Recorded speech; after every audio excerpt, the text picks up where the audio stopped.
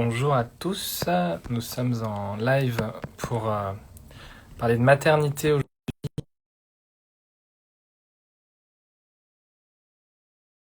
Se joindre à nous tout de suite.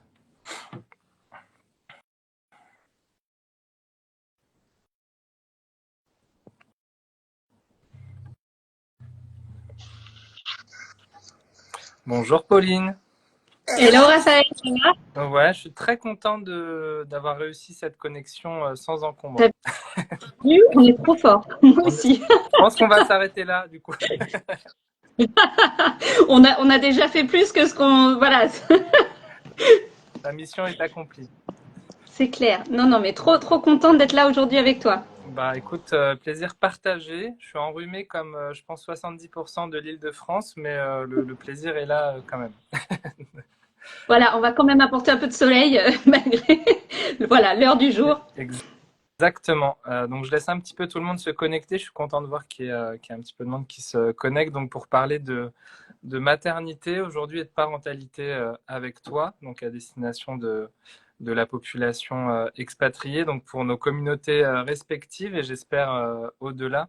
Donc je te laisse peut-être te présenter Pauline et je me présenterai ensuite et puis on peut aussi présenter nos sociétés respectives et enchaîner sur le sujet du jour, enfin les sujets du jour. Ça marche. Bah écoute, bonjour à tous. Je suis ravie d'être là aujourd'hui. Moi, je suis Pauline Fétu, donc je suis sage-femme à l'origine et maman de 3 enfants. Et j'ai lancé une app qui s'appelle 9 mois et plus il y a quelques temps maintenant. Et c'est une app qui est là pour vous suivre où que vous soyez dans le monde, en fait, qui est donc lancée par une sage-femme et qui accompagne les parents et futurs parents tout au long de la grossesse et dans les mois qui suivent l'arrivée de leur enfant à travers plein voilà, de différentes choses dont on va parler aujourd'hui. Je garde un peu de suspense pour la suite. C'est parfait. Et Pauline est très modeste, mais je tiens à souligner qu'elle a remporté le trophée Impact Social en 2023 de la part des trophées des Français de l'étranger, donc organisé par le média Le Petit Journal, ce qui démontre déjà la qualité du travail et je pense le besoin aussi qu'il y a sur la maternité des expats, quoi. Oui, alors clairement, je suis à fond pour dire qu'il y a un gros besoin et qu'on est super content de pouvoir accompagner voilà, tout au long de cette aventure. C'est à mon tour de me présenter. Donc, Raphaël Lebars, je suis directeur distribution et partenariat chez Santexpat.fr. Et donc, nous, Santexpat, on accompagne les expatriés ou les futurs expatriés à trouver la meilleure assurance santé.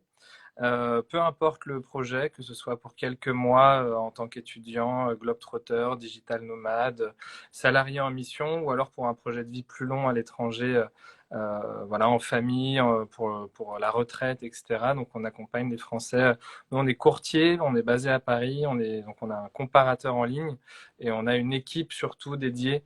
Donc qui vous permet de choisir la meilleure couverture et vous accompagner pendant toute la durée du contrat, peu importe que ce soit quelques mois ou alors 10 ans, on sera encore là dans 10 ans pour vous accompagner.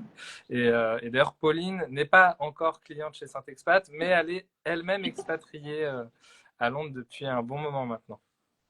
Ouais, c'est clair. Ça va faire 7 ans. On va peut-être attaquer nos sujets du jour. On a pensé que c'était pertinent pour tout le monde d'aborder la maternité et donc la parentalité dans un ordre chronologique, et notamment avec la prise en charge de la maternité à l'étranger, comment elle est considérée aussi à l'étranger.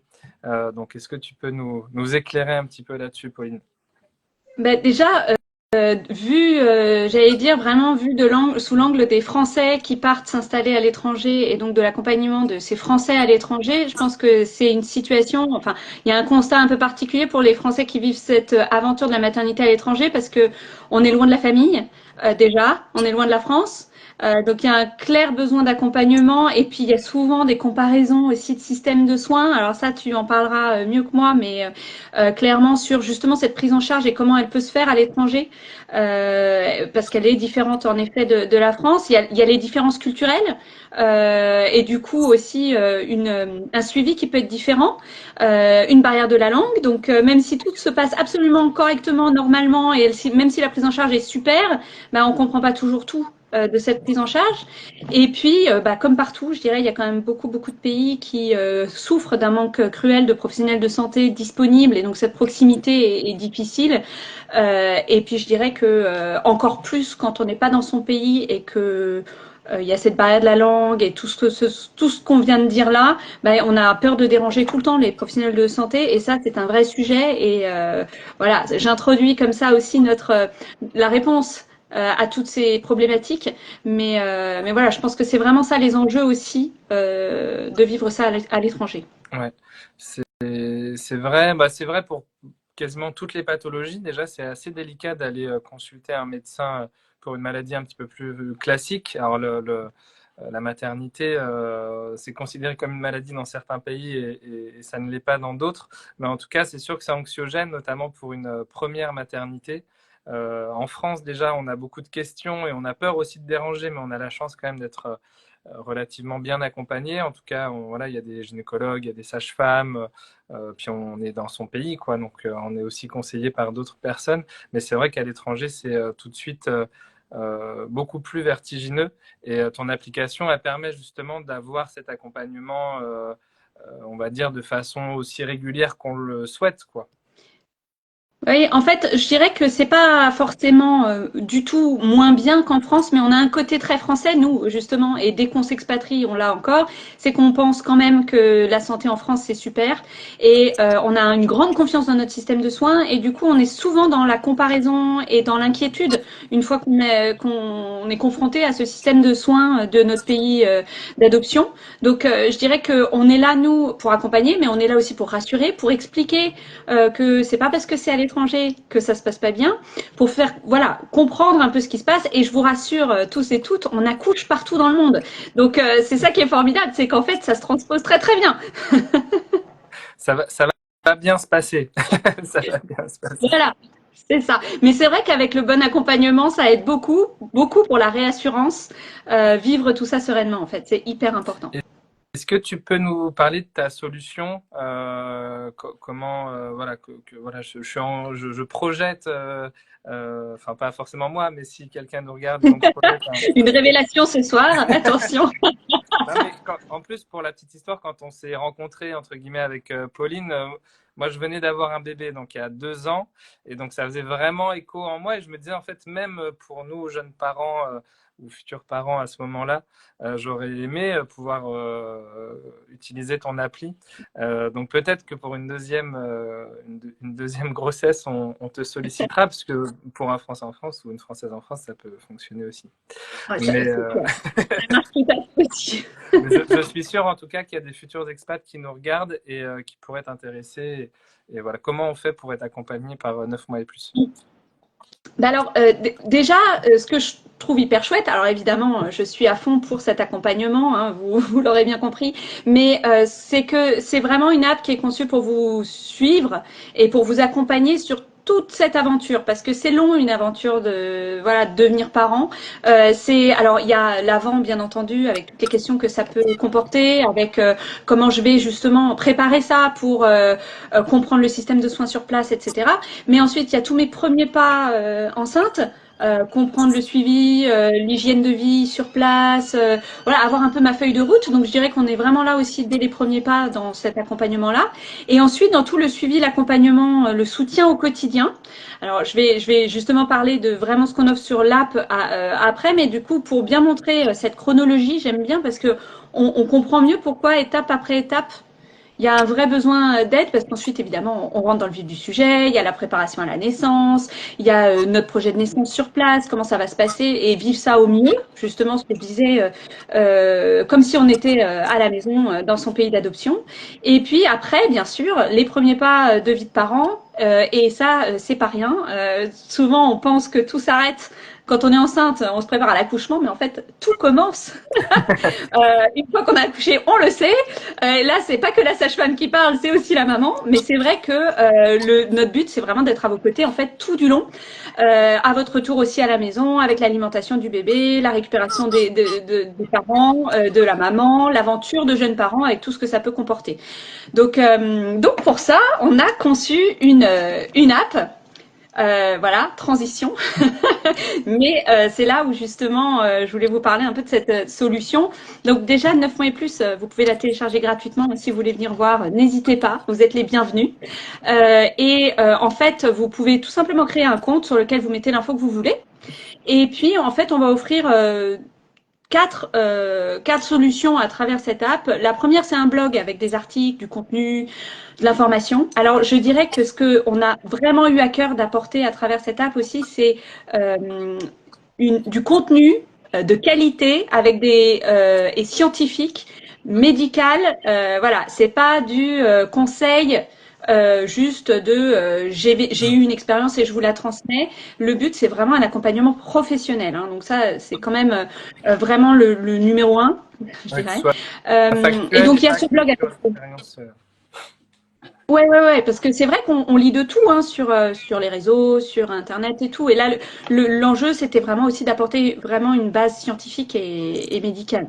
Et donc l'app, le cœur de l'app, c'est vraiment un chat 24 sur 24, 7 jours sur 7, où qu'on soit. Il suffit d'avoir une connexion Internet et on peut chatter avec une sage-femme française.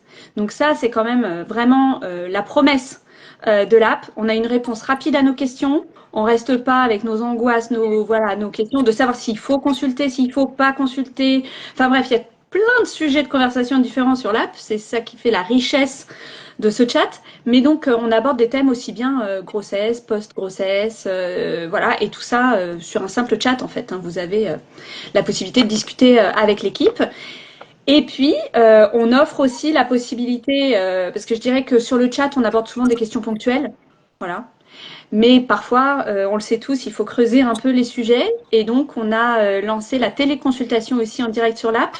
Donc, où que vous soyez aussi, vous avez la possibilité de prendre des rendez-vous en direct sur l'app avec des professionnels autour de la périnatalité pour justement aller un peu plus loin, approfondir le sujet. Et là, c'est de la vraie téléconsultation, hein, contrairement au chat, quand il y a un besoin plus approfondi.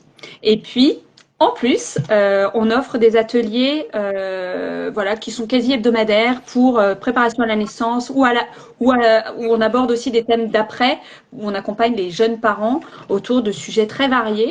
Et ça permet en plus de se retrouver comme une communauté qui se retrouve. C'est un côté très sympathique. Il y a vraiment un côté humain à travers cette app qui est chouette. C'est vrai que là, avec ce que tu nous présentes, on a vraiment, enfin, on entend le suivi d'une maternité, d'une grossesse comme en France, quoi.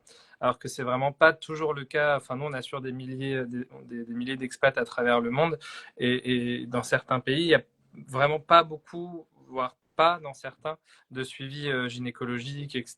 Il y a à peine une échographie par trimestre, et donc d'avoir cette réassurance en fait avec une sage-femme quand je le souhaite, soit en chat, soit avec une téléconsultation dans sa langue, c'est vraiment rassurant, quoi. Et je te rejoins sur l'utilité des ateliers collectifs. En effet, on a l'impression d'appartenir à une communauté et de gens qui vivent finalement la même chose que nous en même temps, donc c'est assez rassurant aussi. Non, c'est hyper sympa parce que aussi on peut partager nos expériences finalement qu'on soit en Grèce, en Belgique, en Thaïlande, au Sénégal ou aux États-Unis, on a quand même tous les mêmes questionnements. Et voilà, je dirais que devenir parent, c'est partout pareil, c'est très universel. Et du coup, c'est hyper chouette et on peut partager tout ce qui est culturel, qui est différent aussi. Ça permet de relativiser certaines situations aussi. Moi-même, hein, en partant vivre à l'étranger, j'ai réalisé que bon, ce qui est fait en France n'est pas forcément mieux. Pour certaines choses, oui, mais pour d'autres, finalement, c'est hyper enrichissant de prendre la culture d'autres pays et voilà, de la faire sienne, en fait. Hein. Donc, c'est ça qui est chouette. Euh, on peut peut-être parler, parce on a des questions sur la couverture des frais de maternité à l'étranger, comment ça se passe notamment sur les contrats d'assurance pour être sûr que ce soit pris en charge, parce que Comme tu l'as dit, nous les Français, on est très français dans notre approche de la santé et notamment de la sécurité sociale où voilà, la sécurité sociale prend en charge quasiment tout ce qui est lié à la maternité, les mutuelles également. C'est vrai qu'en faisant mon métier d'assurer les gens à l'étranger, quand moi-même j'ai eu un enfant et que je suis sorti de la maternité, enfin quand on est sortis tous les trois de la maternité sans rien payer, personne nous a rien demandé, etc., ça nous paraît, je pense, assez normal. Et moi, en faisant mon métier, je me disais, bah, je me suis fait la réflexion quand même, parce que j'accompagne beaucoup de familles à l'étranger, pour qui c'est beaucoup plus complexe dans les frais que ça peut engendrer. Nous, on assure beaucoup de personnes aux États-Unis et on sait voilà, un accouchement aux États-Unis, une maternité, ça peut très rapidement avoisiner les 20 000 à 30 000 $. Ce qui est pas le cas chez nous, hein. Un accouchement naturel en France, ça coûte à peu près 2 500 € pour vous donner un petit peu les ordres de grandeur. Donc c'est vraiment un sujet très important, la façon dont c'est pris en charge. Il y a par exemple des délais de carence qui sont appliqués par les assureurs très souvent. C'est-à-dire que si on est enceinte avant de partir à l'étranger, il y a de grandes chances que la grossesse ne soit pas prise en charge par l'assureur. Et ça, c'est des questions qu'on a vraiment très souvent. Et se pose donc la question que la maman doive accoucher en France, malheureusement, et rejoindre son mari plus tard pour être sûre d'être bien couverte pour son accouchement tout court, quoi. Donc, je ne sais pas si toi, tu as déjà eu des questions comme ça, de maternité déjà entamée en France qui se poursuivent à l'étranger. Ouais, c'est un vrai sujet, c'est assez compliqué, c'est vrai. Je dirais que ce qui est compliqué, c'est qu'il y a cette question de l'assurance et en effet de la prise en charge qui est ultra importante, hein. Je dirais que c'est la première chose à faire. Alors en anticipant son expatriation et aussi une fois arrivé sur place, de faire en sorte d'être inclus dans le système de soins sur place pour bénéficier du système public éventuel sur place aussi et pouvoir ajouter en add-on en fait, hein, des soins. Donc pas forcément partir pour le tout privé non plus. On peut très bien jouer avec son système d'assurance en fait et avoir droit à certaines choses qu'on peut ajouter. Et ça, c'est très intéressant aussi parce que finalement, ça permet d'accepter le suivi sur place tout en ayant un suivi à la française. Mais c'est sûr que, il y a souvent cette question qui revient de est-ce qu'il faut que je rentre accoucher en Ouais. France qui pose d'autres problèmes logistiques. Parce qu'il n'y a pas que l'assurance santé et il y a d'autres problèmes logistiques au fait de rentrer, hein. Il y a le passeport, le visa, voilà, il y a d'autres contraintes. Le conjoint qui est pas forcément, qui a pas forcément la possibilité de rentrer aussi. La fratrie qui peut être scolarisée sur place et qui a pas forcément la possibilité de rentrer. Donc c'est bien d'anticiper ça, c'est sûr, et d'y penser. Oui. Ouais, tu as vu la question justement, parce qu'on nous a posé la question sur le chat. Je ne sais pas si tu répondais à la question. Donc oui, c'est possible de rentrer en France, mais comme le disait Pauline, c'est toute une logistique. On peut aussi être très loin et on ne peut pas voyager en avion, par exemple, au-delà d'un certain nombre de mois de grossesse. Donc ça s'anticipe vraiment. Et sur la partie assurance, pour revenir à des choses pas très rigolotes, mais en tout cas, c'est souvent, c'est quasiment toujours couvert. Le fait de rentrer en France pour accoucher par exemple, ou même pour avoir le suivi de grossesse et donc les soins aussi après l'accouchement, c'est couvert par la quasi-totalité des contrats qu'on propose nous chez Santexpat, quoi. Ouais, non, je pense que Yeah. c'est vraiment quelque chose à réfléchir, pardon, parce que voilà, ça englobe plein de choses, que ce soit l'assurance, que la vie, c'est ce dont on vient de parler, mais je pense qu'il faut y réfléchir, en discuter, et surtout pas forcément rentrer pour les mauvaises raisons. Je dirais que clairement l'assurance c'est une bonne raison, hein, parce que c'est vrai que les coûts peuvent être aberrants à l'étranger, donc il faut vraiment en tenir compte, mais ne pas rentrer parce qu'on a juste peur du système de soins et qu'on sent qu'on n'a pas cet accompagnement-là. Je pense que justement, 9 mois et plus typiquement est là pour combler ce manque-là, parce que nous, on croit beaucoup au fait aussi de rester chez soi. On est bien en postpartum quand on est chez Ouais. soi aussi, et pas forcément dans un Airbnb ou dans la famille ou autre. Donc, en tout cas, pas, voilà, ne rentrez pas pour des mauvaises raisons, mais bien pour, voilà, y réfléchir, quoi. C'est un sujet. On a un sujet aussi souvent sur la césarienne. Nous, donc, on assure beaucoup de gens dans des pays anglo-saxons où la césarienne est presque la norme dans ces pays-là pour les accouchements, alors que ça l'est pas du tout. En France, c'est vraiment l'accouchement naturel qui est privilégié quand c'est possible, bien sûr. Donc, j'imagine que tu as souvent ce genre de questions aussi. Oui, et puis aussi pour des questions de devis. Alors moi ça j'ai beaucoup entendu aussi parce que en fait il faut négocier avec l'hôpital le coût de l'accouchement, on négocie ensuite avec son assurance et du coup on part sur un devis et du coup on a l'impression qu'on a déjà décidé en fait de tout ce qui allait Ouais. se passer pour être sûr de l'avoir bien chiffré. Donc voilà, ça arrive aussi. Après enfin, en Angleterre, typiquement, c'est pas forcément le cas, mais il y a des pays, en effet, où finalement, on chiffre son accouchement, donc on décide de comment on va accoucher, et puis voilà. Ouais, c'est assez perturbant et en plus, donc on sait qu'aux États-Unis, par exemple, c'est ce qui est privilégié et c'est mieux remboursé en plus par les contrats d'assurance, le fait d'accoucher par césarienne. Donc ce qui est pas, ce qui n'a pas vraiment de sens pour nous Européens ou Français, de dire bah mince, moi je veux accoucher juste naturellement et en fait on m'incite à tous les niveaux, que ce soit le médecin ou l'assurance, à accoucher par césarienne. Ouais, tout à fait. Ouais, ça, j'ai déjà vu ça, en effet. Euh, Je vois arriver des petites questions là. Alors, je regarde juste parce que est-ce que sur le postpartum, l'application 9 mois et plus peut nous accompagner sur les questions de rééducation? Alors oui, tout à fait. Avec une sage-femme, on peut faire une sage-femme française, on peut faire de la rééducation du périnée. Ça se fait de plus en plus en ligne parce que malheureusement, il n'y a pas de ressources souvent sur place. Alors moi, vraiment, là, c'est mon point de vue de sage-femme. Quand on a la possibilité de voir un professionnel formé en rééducation du périnée, eh ben, c'est toujours bien de pouvoir le faire en physique.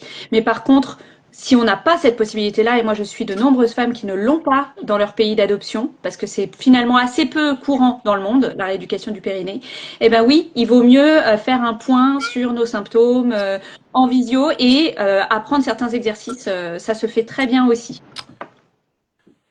Merci pour ta réponse. Avant de parler de l'après-accouchement, en fait, de la parentalité, est-ce que tu as des sujets que tu voulais aborder sur justement bah, le suivi de la grossesse et la préparation à l'accouchement, par exemple? Ben, en fait, ce que j'aime bien, ce que j'ai réalisé dans cette aventure, quoi, de 9 mois et plus, qui est une vraie aventure pour moi, mais c'est à quel point on peut apporter des choses à distance. Et ça, c'est vraiment quelque chose dont j'avais pas conscience avant en tant que sage-femme classique, on va dire, et de me rendre compte qu'au quotidien, on peut tout à fait avoir ce suivi-là. Alors évidemment, on va pas prendre votre tension ou écouter le cœur de votre bébé à distance, on est d'accord, mais ce suivi-là, en fait, le suivi purement médical, on l'a très souvent dans notre pays d'adoption, où qu'on soit. Mais ce qu'on va vraiment avoir en plus, c'est cette analyse, ce deuxième avis des résultats sanguins, des échographies, cette réassurance au quotidien. On a souvent la question, est-ce que je dois consulter? Si je dois consulter qui? À qui m'adresser? Il y a aussi toute la question du dépistage des pathologies psychologiques, j'allais dire. C'est pas forcément même de la pathologie, mais juste une souffrance psychologique parce qu'on est loin pour diverses raisons. Et le fait de pouvoir vous apporter ce soutien-là, bah, où que vous soyez, en fait, c'est un vrai plus. Je prends l'exemple, par exemple, du soutien psychologique, parce que enceinte et après, on peut en avoir vraiment besoin.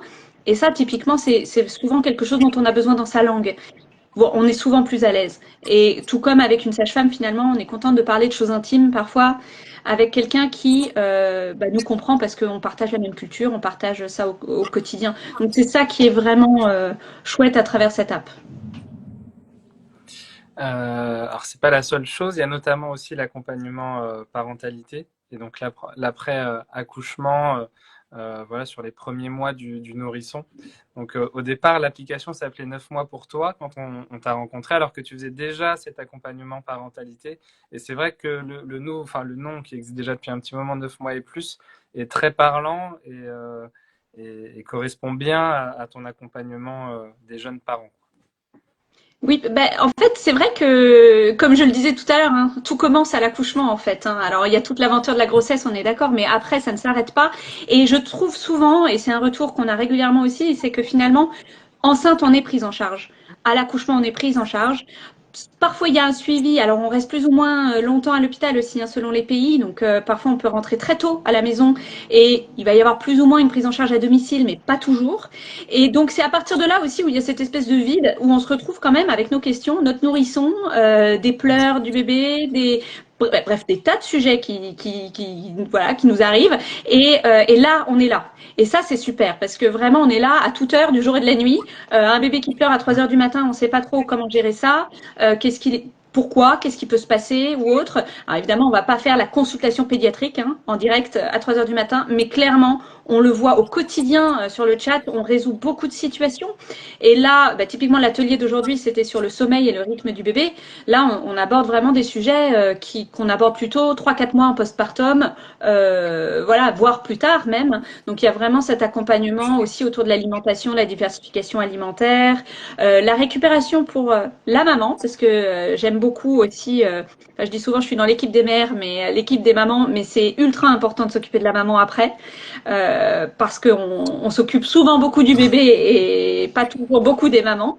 Et donc aussi les aider sur leur trajet voilà, de retour à la vie, à leur vie, qui n'est pas la vie d'avant. Mais à cette nouvelle vie, ce nouvel équilibre, la reprise éventuelle du travail, l'arrêt de l'allaitement. Enfin, le trajet est long en fait en postpartum, et on est vraiment là aussi à tous ces moments-là.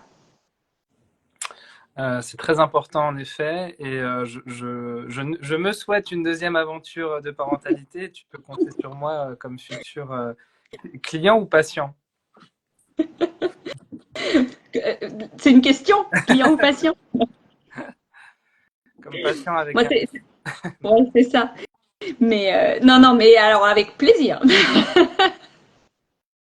Ça me parle vraiment beaucoup, et c'est un sujet on en a déjà parlé pendant de longues heures avec Pauline, mais qui nous tient particulièrement à cœur chez Santexpat. Nous, on est certes courtier, assureur, mais on a voulu mettre en avant sur notre site internet, vous le verrez si vous le visitez, des services santé pour faciliter l'accès à la santé partout dans le monde. Et 9 mois et plus a vraiment fait partie des premiers services qu'on a mis en avant sur le site. C'est bien sûr toujours mis en avant, et on a même certains assureurs qui désormais ont mis en inclusion donc dans leur service, dans les contrats d'assurance, le service 9 mois et plus, et on en est vraiment très très très content. On a une question sur comment ça se passe au niveau des assurances pour affilier l'enfant à l'étranger. C'est assez simple en fait. Il y a très souvent des questionnaires de santé au départ quand on prend un contrat d'assurance santé, sauf pour le nourrisson, justement, quand on l'affilie dans le mois qui suit la naissance. Donc voilà, c'est très simple. Il faut simplement prévenir son assureur ou son courtier pour affilier son enfant. Ça, c'est ne pas oublier. À ne pas Non, oublier. ne surtout pas oublier. Ne surtout pas oublier. Est-ce qu'il y a des sujets auxquels tu penses ou qui te sont souvent, voilà, sur lesquels tu es souvent interrogé par tes patientes? Alors, j'ai vu passer, je crois, une question, mais alors je sais plus comment. Ça, je suis hyper douée. Mais sur la barrière de la langue. Ah oui, Mais en fait, ça, c'est quelque chose d'important. C'est vrai que bon, c'est souvent possible quand même d'avoir de l'anglais là où on est et de se faire comprendre. Ou alors il y a des maternités aussi souvent qui sont internationales. Alors, par exemple, enfin je prends des exemples, mais je sais qu'en Argentine, la maternité allemande, elle est très très cotée parce que on va avoir des médecins étrangers, on va avoir la possibilité de communiquer dans une langue dans laquelle on est à l'aise. Mais sachez que c'est des choses qui s'anticipent. Moi, je le fais au quotidien en préparation à la naissance. On vous explique les termes importants à comprendre pour rester acteur le jour J et pas subir ce qui se passe autour de vous et rien comprendre. Ça, c'est très important. Donc, il y a des termes qu'on peut très vite vous communiquer en préparation à la naissance pour que vous vous sentiez bien. Et la préparation à la naissance, je pense aussi aux couples enfin mixtes, binationaux ou autres.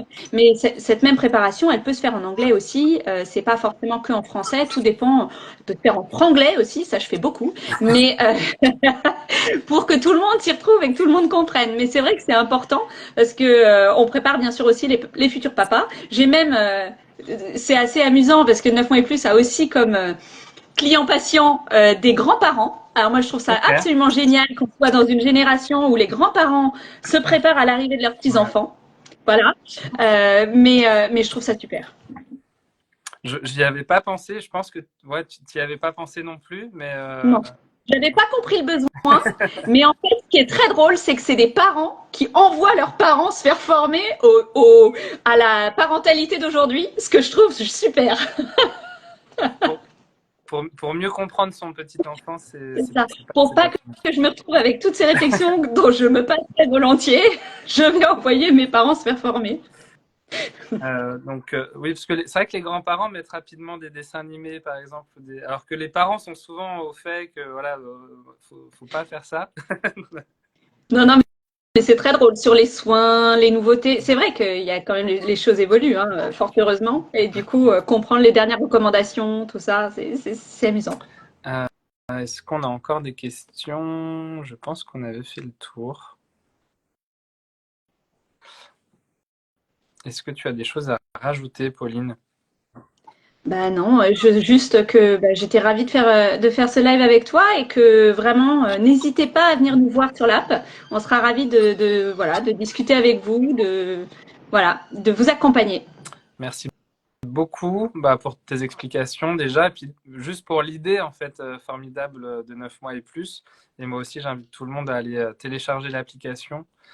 C'est gratuit, comme tu l'as dit. Il y a au moins de télécharger l'appli, il y a à la fois beaucoup de contenu et nous, on croit beaucoup en ton accompagnement. Et puis, vous pouvez bien sûr visiter santexpat.fr pour vos prochaines assurances si vous êtes bientôt expat ou déjà expat et que vous voulez comparer. Et vous verrez aussi des services santé si vous ne souhaitez pas forcément d'assurance, mais que vous voulez de la téléconsultation et notamment du suivi de maternité. Vous retrouverez 9 mois et plus. Donc, merci à tous pour avoir assisté à ce live. Et je te dis à très bientôt, Pauline, j'espère. Oui, à bientôt. Merci beaucoup. Merci.